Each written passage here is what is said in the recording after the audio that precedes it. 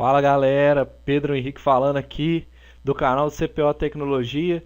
Antes de começar com o próximo vídeo, eu queria lembrar você que ainda não se inscreveu no canal, se inscreva. É simples, youtube.com/CPO Tecnologia. Ou então é só clicar na descrição embaixo do vídeo aí, CPO Tecnologia, dá um like, inscreve no canal, porque isso ajuda a gente e também você vai ficar sempre informado do que há de mais novo em tecnologia, certo? Clica também, se você estiver vendo pelo aplicativo, naquele sininho que tem embaixo para você receber as notificações quando eu postar um novo vídeo e ficar atualizado por tudo que está rolando de tecnologia. Então, nesse vídeo agora eu quero continuar falando da computação em nuvem e eu vou falar agora sobre S3, armazenamento S3. Então, quando a gente vem aqui, ó, tecnologia de armazenamento S3 da Amazon, o que é o S3? É armazenamento de objetos. Só que a Amazon não considera como se fossem arquivos. Ela considera tudo que você armazena no S3 são objetos. Então você pode armazenar desde um JSON, você pode armazenar desde até foto, áudio, vídeo, o que for. Arquivo compactado, tudo ela considera como objeto, certo? Então ela projeta toda a escalabilidade, toda a durabilidade para, olha isso aqui, ó, 99.99999. Então, basicamente, ele foi projetado para oferecer uma durabilidade quase 100%, né? E escalar mais de 1 trilhão de objetos pelo mundo todo, né? Isso é muita coisa. Então, o que é o S3? Basicamente um armazenamento e um banco de dados. Das opções de armazenamento que a Amazon tem, se a gente colocar, por exemplo, num grau de quente e frio, onde quente é o dado que você acessa o tempo inteiro e o frio é o dado que você acessa de maneira infrequente,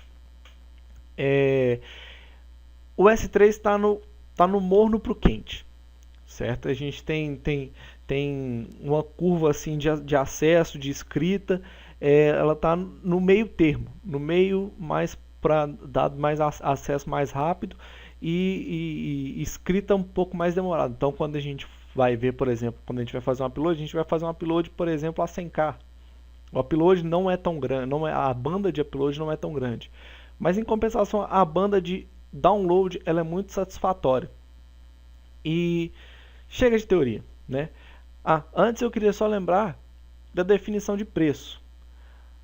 Quando você tem um nível gratuito, né, você não paga os primeiros 5 GB, né, e você tem 20 mil solicitações GET e 2 mil solicitações PUT. E 15 GB de transferência de dados para fora cada mês por ano. Né? Isso dá um nível muito bacana para quem quer começar. Né? Então, por exemplo, quando você vai começar e você está pensando também em custo, eu recomendo você sempre armazenar os dados, você escolher na hora que você vai criar seu bucket, né, o armazenamento, o repositório, você escolher as regiões dos Estados Unidos. Porque aqui em São Paulo nós temos a disponibilidade do S3 também. Só que tudo no Brasil é mais caro que lá nos Estados Unidos. Então, se você vai começar uma instância EC2, uma instância de um servidor virtualizado, é mais barato você fazer isso nos Estados Unidos. Se você for fazer armazenamento no S3, é mais barato você fazer nos Estados Unidos. Então, se você pensa em custo, e a latência entre Estados Unidos e Brasil não é tão grande, se a diferença, por exemplo, de alguns milissegundos não for impactante no desenvolvimento do seu projeto, vale a pena você considerar armazenar e utilizar a região dos Estados Unidos, seja o leste, seja o oeste. Né? Lá tem as opções de Ohio, Oregon, tem norte da Virgínia também, certo? Então você pode ver o cálculo desses preços todos aqui. Vamos colocar, por exemplo. Tá vendo aqui, ó? Eu troquei para São Paulo, olha como é que o custo já ficou mais caro, né? No armazenamento padrão, o primeiro giga, nos primeiros 50 tera, na verdade, você paga 0,04 centavos de dólar por giga. Agora vamos colocar, por exemplo, lá na Virgínia, né? Olha, 0,023 centavos de dólar por giga, né? É a metade. Você paga a metade do preço pelo armazenamento. Isso é querendo ou não, hoje no desenvolvimento de projeto, isso, o custo é muito importante. Então, chega de balela, eu vou mostrar na prática como você pode fazer o upload de objetos para o S3. Então, você vai fazer o login no console, já vai cair nessa tela inicial aqui do console da AWS. E a gente vai procurar aqui, Storage S3.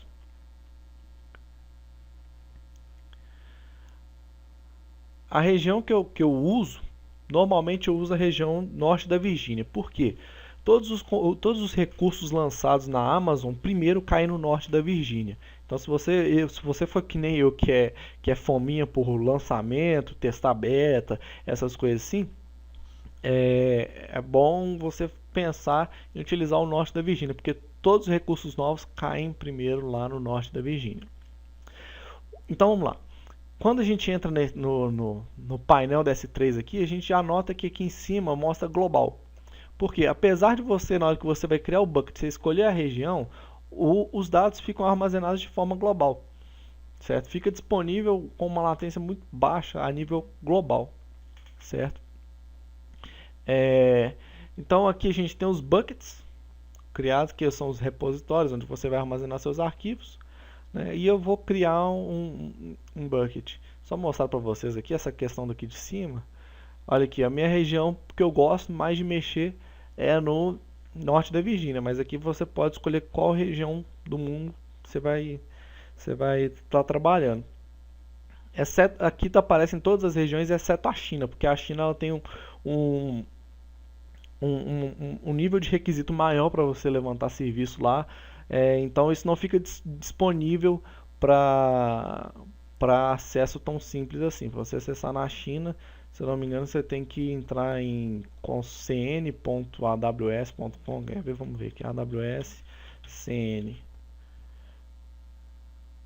Tá vendo? Até a URL é diferente, tá vendo? Amazon AWS.cn. Aqui a gente vai cair lá na China, demora muito para entrar lá, porque a latência lá é tudo fechado, lá tem o Great Firewall of China que bloqueia tudo que entra, tudo que sai, faz um monitoramento, raça, então a latência para lá é muito grande. Mas vamos lá, a gente não está trabalhando na China ainda, então isso agora para a gente não vai ser relevante. Então vamos criar um bucket, que vamos colocar aqui tutorial. Aqui a gente escolhe o lugar principal do armazenamento. Lembrando que esse US Standard aqui nada mais é do que o norte da Virgínia, tá? A gente escolhe aqui onde vai ser o armazenamento, o local principal do armazenamento, né? Vamos colocar aqui o US Standard. Então a gente cria. Desculpa, não pode ter letra maiúscula. Tem que ser tudo minúsculo. A gente cria logo o nosso repositório tutorial. Request bucket namespace is shared by all users of the system. Select content name. Vamos pegar aqui CPO Tecnologia. Bacana. A gente criou aqui, ó, o repositório CPO Tecnologia.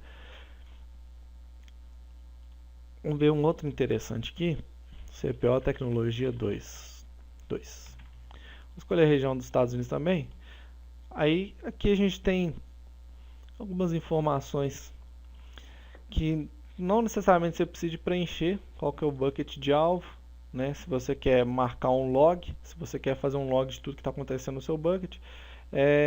Eu particularmente eu não coloco isso, mas pode ficar a seu critério a fim de ter log do que acontece no seu repositório, certo? Então vamos lá. Quando a gente clica no botão direito aqui, a gente tem as propriedades do bucket. O que você vai usar aquele bucket? Né? As permissões, você pode estar setando as permissões para diversos usuários, a política de cross-region, de acesso. Se você vai usar isso para armazenar um site estático, né? Porque você pode fazer isso, você pode colocar, por exemplo, todo o seu HTML, JavaScript, CSS, todo dentro do S3 e basicamente com o Rota 53 apontar, fazer um alias do S3 para o seu domínio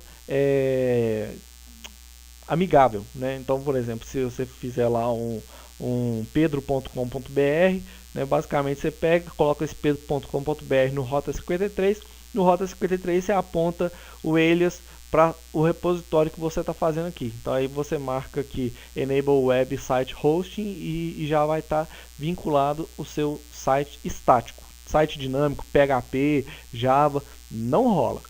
Não rola porque o S3 nada mais é do que um armazenamento. Ele não é um interpretador de código, nada disso, entendeu? Então é para isso que só no caso de site estático, então que até está escrito aqui Static Website Hosting, né? Aqui a gente tem os eventos que a gente pode definir, se a gente quer mandar alguma mensagem, se a gente quer acionar alguma função lambda, enfim, versionamento de arquivo. Aqui pode fazer, por exemplo,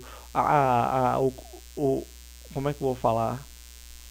O Cross-Region Replication nada mais é do que você disponibilizar também o seu dado duplicado em outra região da Amazon, né?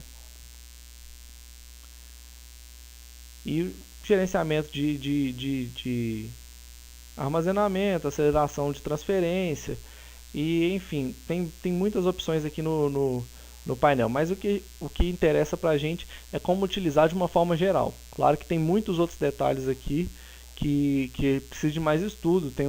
A Amazon disponibiliza todo um manual muito bem explicado e até grande, inclusive, o conteúdo, que você não vai ficar na mão na hora de implementar o seu bucket, o seu conteúdo, prover os seus dados. Então, quando a gente clica aqui no seu bucket CPO Tecnologia, no caso que eu criei aqui, a gente já pode começar a trabalhar com a questão das pastas, questão, por exemplo, dos objetos, né? Então a gente cria, por exemplo, aqui uma pasta. Vamos criar a pasta 1, né? É de maneira bem simples. Então, se a gente criar outra pasta 2 também, é tudo muito simples para fazer no painel aqui da Amazon, né? Então, se a gente clicar aqui, a gente navega por essa estrutura de pastas. E se a gente quiser, por exemplo, fazer um upload de algum objeto, né, a gente vem, clica no upload e dá um add files. Vamos colocar aqui, por exemplo, cloudwatch.png. Na hora que a gente faz seleciona esses arquivos, você pode arrastar também aqui, drag and drop files, sem problema, né? Você define qual que é a maneira que esse arquivo vai ser mais utilizado, né? Se é Standard Storage, Infrequent Access ou Reduced Redundant Storage. Para cada tipo desse aqui, a gente tem uma definição de preço diferente. Armazenamento padrão, armazenamento ocasional e armazenamento do Glacier, né? São 3 tipos, cada um vai ficando mais barato que o outro, só que em compensação, se você armazena no padrão, você tem um nível de velocidade de utilização do dado. No ocasional você tem um outro nível, e no Glacier você tem um outro nível ainda mais, vamos colocar assim, mais lento para utilizar os seus dados. Então vou marcar aqui o standard mesmo, o padrão. A gente pode setar as permissões, marcar público ou não, né? Vou marcar público aqui, só para a gente ver que é interessante. Metadado aqui a gente pode deixar do jeito que está mesmo, a fim de tutorial. E a gente faz o upload muito simples para a plataforma. Esse arquivo ele tem 2K, né? A gente pode ver aqui no arquivo, olha aqui, ó, size 2.8 KB. Então, se a gente, por exemplo, vir aqui botão direito nas propriedades do arquivo, a gente tem um link público desse arquivo, né? Então, se a gente vir aqui, ó, vamos abrir esse link aqui, tá vendo? Já tem a imagem. Então, é isso que eu estava falando com vocês. Por exemplo, você armazena o objeto aqui e, por exemplo, para páginas web você pode simplesmente fazer um site completo, estático, usando o S3. Aqui tá vendo, vem com o link s3.amazonaws.com/cpo tecnologia, pasta 2, CloudWatch, porque eu não fiz um link amigável ainda com o Rota 53, não fiz o alias ainda do meu bucket, certo? Então é isso, pessoal. A gente tem basicamente esses primeiros recursos, né? A nível bem geralzão mesmo, a nível de detalhes mesmo. Eu recomendo vocês lerem a parte da documentação do S3. Deixa eu ver aqui se eu estou com ele aberto aqui. Não, eu fechei, mas deixa eu ver aqui o S3.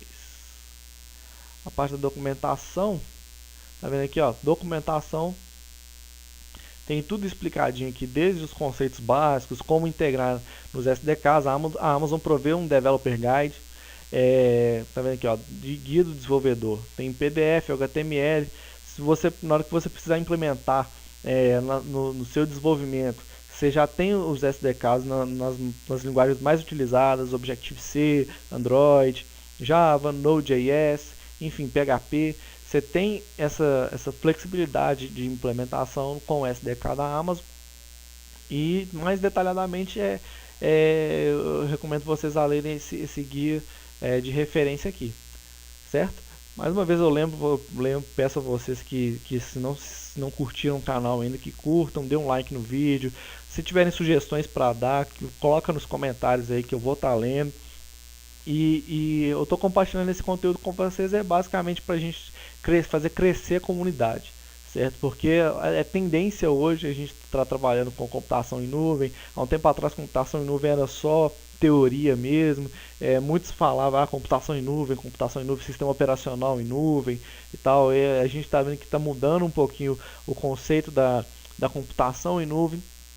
E é isso aí, eu quero compartilhar com vocês esse tipo de conteúdo para a gente estar podendo crescer junto, né, e estar expandindo os conhecimentos da comunidade também. Ok?